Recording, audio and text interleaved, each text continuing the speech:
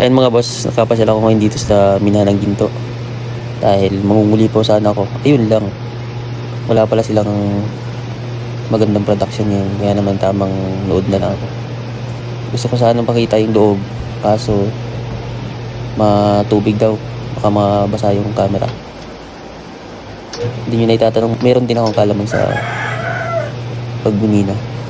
Kaya naman, kayang-kaya natin sanang kunin sa loob. Kaso nga matubig. Kaya dito na lang tayo sa taas.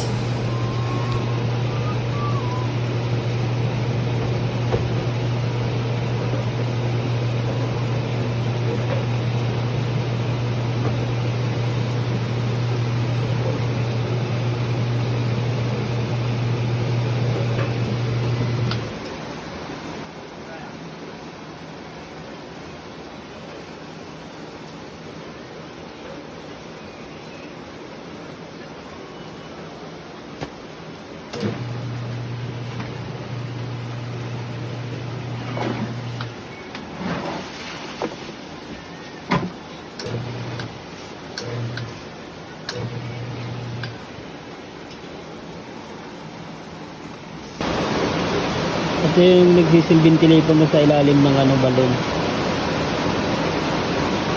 Sisigaw ako, may sisigaw rin dyan.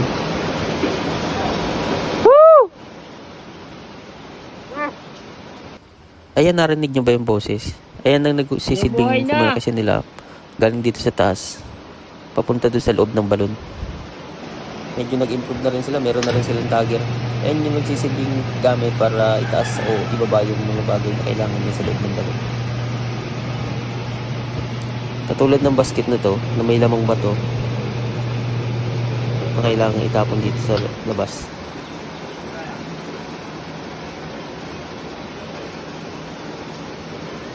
Meron din silang water pump para mailabas yung tubig na nanggagaling sa Picals. But ako nito mamaya pag uwi, napakalakas na ng ulan. Kailangan pa namin tawirin yung ilog na yan. Ayun lang mga boss, salamat po sa panonood.